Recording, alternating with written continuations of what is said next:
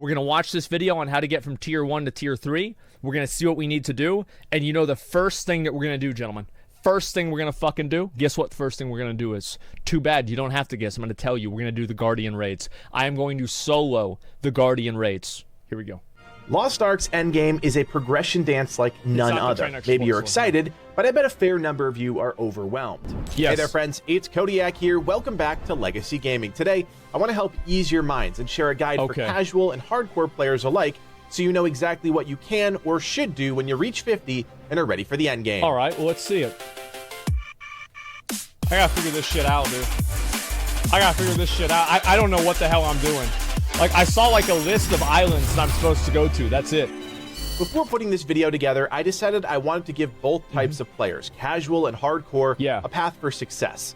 I think a lot of you are going to see the title and immediately assume I want you to rush to tier 3, and that's the furthest thing from the truth. Yeah. For a vast majority of the player base, this is the very beginning of their Lost Ark journey, and that's something you only get to experience one time. So why rush through it just to reach the end of the tracks? It's not worth it. Enjoy the game and everything it has to offer, and if eventually you wander back to this video because you're ready to min-max and you want a path for vertical progression, that's where I'm at. It'll be here. I'm ready to gear up. Feel free to use the chapters below to help guide you throughout your progression. That gear you may looks find that you're fucking not awesome. quite ready for a particular part of this video, which is why we broke things down into sections.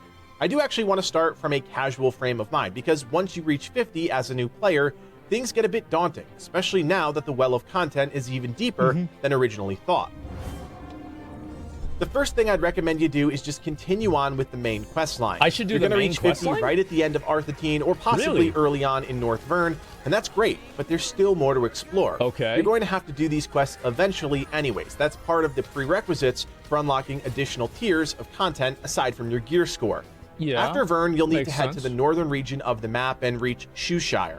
A quick reminder, you'll need the icebreaker ship to get through the hazard, so swap that over so you don't end up wasting time. This region is one of my favorites visually and is such a sharp contrast from the lush high fantasy countrysides of North Vern that it feels noticeably different. One of the biggest misconceptions for new players is that 50 is the level cap. It's not. It just opens up new chapters in your journey as a player. It goes all the way up to 60. Reaching level 50 gives you access to the end game, but it's far from the end of the game.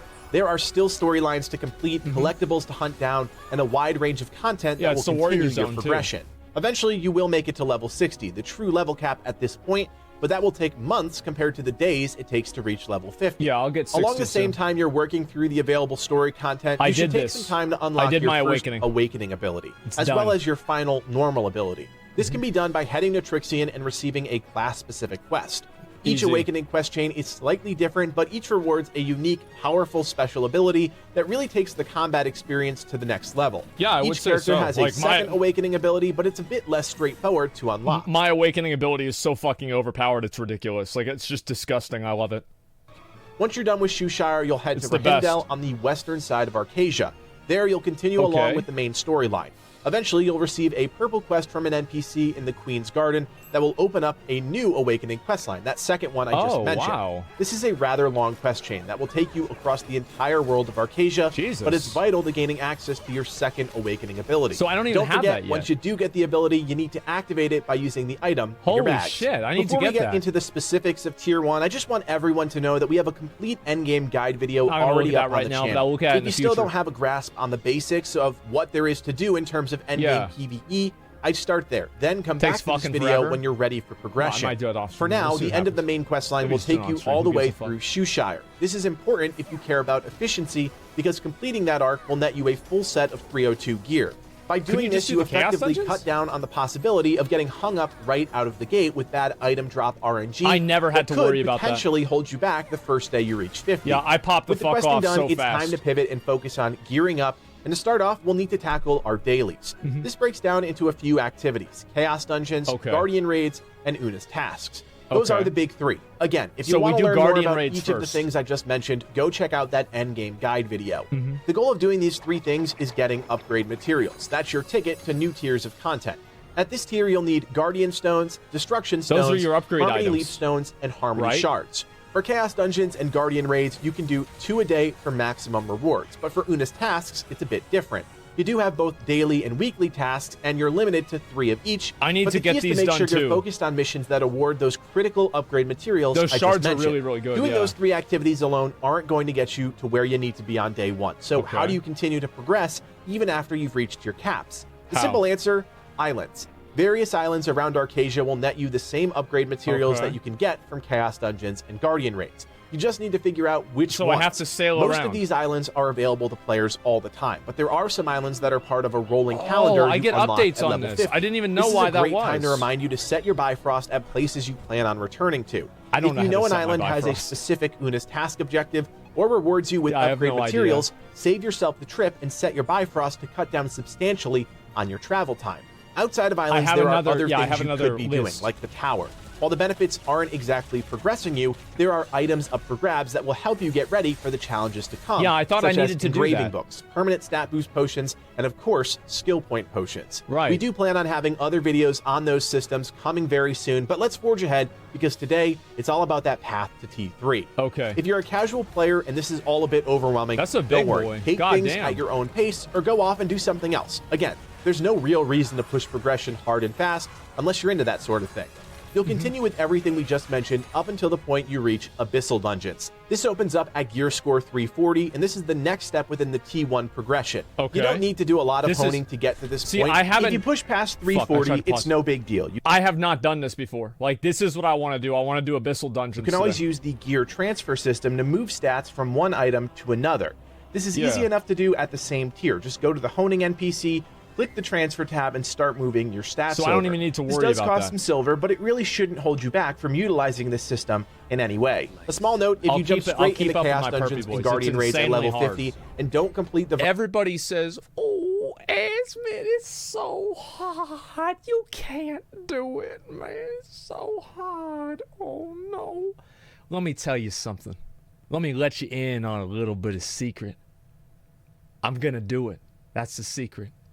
Quest line, you won't have access to Abyssal Dungeons, which is why it's important to continue the storyline. Having access to Demon Beast Canyon and Necromancer's Origin will give you access to your first set of heroic T1 gear, which of course... Are you telling me I've been walking around with blues whenever I could be wearing purple boys? You telling me I've been goofing around in blue gear? Fucking around? Wait, why y'all not tell me that? First, you'll need to upgrade, this time to gear score 460 to gain access to the higher tiers of T1 Abyssal Dungeons, Hall of the Twisted Warlord, and Hildebrand's Palace. Once those are unlocked, you're looking at another set of new gear, your first legendary set, still classified as T1. Here's where a bit of material sync comes into play. You'll need to keep doing your dailies and keep chipping away at islands because you'll need any and all upgrade resources required to hone your new legendary armor set. You can't... Should I just get to 460 before I do the Abyssal Dungeon? Because what if I do the Abyssal Dungeon and I get the gear? Does each Abyssal Dungeon, like, because it locks you for the week, right? So, like, I want to get as high as I can and then do it. You can do both. You can do both. Okay, all right, it's fine. You can choose to keep your heroic set and upgrade that if you wish, because once you enter tier 2, any of that tier 1 armor degrades anyways. Regardless, the goal is to get to gear score 600. This will grant you access to the next tier of content, starting with Yorn Chaos Dungeons. I'm ready. If you were able to wrap your heads around the T1 progression path, I've got good news. The T2 path is very similar. Don't get too attached to your gear, because as you'll discover, we'll upgrade consistently up until the very end. Just like before, at the beginning of T2, you'll have access to only new Chaos Dungeons and Guardian Raids. Continue to run those until you reach item level 840. At this point, a new set of Abyssal Dungeons will open up, Road of Lament and the Forge of Fallen Pride. This will allow you to... Bro, like, this is actually so cool. I fucking love this. I think this is just the coolest shit ever. Like, being able to, like I love the idea that, like, you get a piece of gear, and then you get that piece of gear, and then you get another piece of gear after that with the first piece of gear. Because, like, it's like you build... You see what I'm saying? I'll be right back. I take this. After your heroic T2 set of gear, you'll continue to upgrade that heroic set until you reach item level 960. At which point, you guessed it, you'll have access to even more Abyssal Dungeons, the Sea of Indolence, Tranquil Carcosa, cool. and Alari Sanctuary. That's cool. Tackling these challenges will allow you to craft your legendary T2 set of gear. Holy Again, shit. we're looking at a deep resource sink here, and you'll need to upgrade this legendary set to plus 15 if you want to reach item level 1100, which is the threshold for starting the tier 3 content. Jesus. I also want to point out that during this T2 experience, you'll start receiving gems. These are items that you can socket into necklaces, rings, and earrings that provide your abilities with either damage increase buffs or cooldown reduction buffs. I didn't even know about these. We're not going to get into all the nitty-gritty here. We'll have another video on that topic. I forgot all about that shit. Stay tuned. So long as you have the gear score and have completed the required quests, you now have access to Tier 3 content. Depending on when you watch this video, there could be more Tier 3 content, but that won't slow us down. As Rox, the Lost Ark community manager, made clear before launch, the NAEU Tier 3 content is limited for now and was implemented to introduce players to Legion raids sooner rather than later. I think that's smart that they didn't release everything at the same time. It has very openly talked about the success of things like Legion raids and how it has invigorated the player base over in Korea, which I imagine is largely the reason behind the quicker introduction of Tier 3 content out in the West. God, it's going to be, if you have something special that you can offer up, you should, because undoubtedly the hardcore players will want to experience it as soon as possible, while the casual players will just take their time and enjoy the ride, which they absolutely should. Once you reach T3, it's hard to give you a complete roadmap since we're only getting a small slice of content. Just like with the other tiers, you'll start off by doing the new Chaos Dungeons and Guardian raids. I think that, it's just the usual shit resources, hone the set of rare T3 armor you get from those Chaos Dungeons until you reach 1325 and the first Abyssal Dungeons becomes available, Aria's Oculus. From this Abyssal Dungeon, you'll receive your Heroic T3 set, which you'll upgrade to 1340, at which point you'll have access to the next Abyssal Dungeon, Aurea Preveza. At this point, the train kind of comes off the track since the rest of the Tier 3 rollout is a bit of a mystery, but the goal is to reach a gear score of 1370 so that you're ready for the next big chunk of content, Argos, and the introduction of raids. Okay, I can do that. If you manage to follow along up until this point, awesome. You've most likely got the hang of the progression pattern within the game. But like I said in the intro, I wanted to make sure casual players weren't isolated in this discussion. If straight vertical progression isn't something you're interested in, there are a ton of things for you to do that will still benefit your progression long term. Things like Rapport net you some great rewards like engraving books, gold, I did that one stat boost potions. They're a relatively easy activity but take a lot of long-term investment. Other things like upgrading your stronghold are a great long-term decision. You may find out you'd rather just life skill your way through the game, harvesting resources, upgrading your base, and selling items on the auction house. There's nothing wrong with being a gold baron. That money will eventually be used for vertical progression anyways. Yeah, you can buy I would also just say tapping into the social aspect of the game is a great thing to experience. That rolling calendar of events offers a ton of opportunity to play with other people outside of high-stress dungeons and raids, and while some events are better than others, there's always some sort of reward you could be chasing. Dude, there's so many fucking dungeons in every video. Oh my God. Play the game you want to play it. These guides are designed as tools to help you be more efficient, but there's nothing wrong with playing and making mistakes yourself, learning from those mistakes, and moving forward. So there you have it, friends, the perfect path to vertical progression in Lost Ark.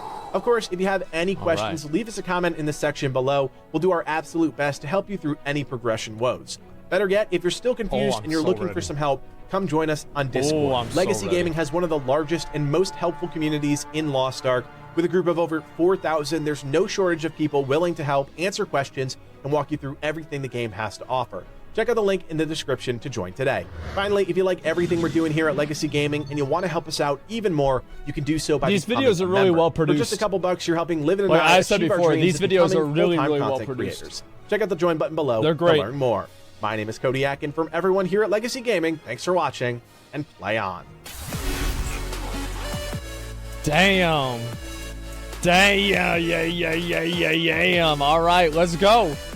Let's fucking go. You really need to hydrate? I've been hydrating with soda. What's soda's #1 main ingredient? Guess what it is? It's what do you call it? It's that shit. What is it again? I forgot. It's sugar. Yeah, sugar, and then water too as well.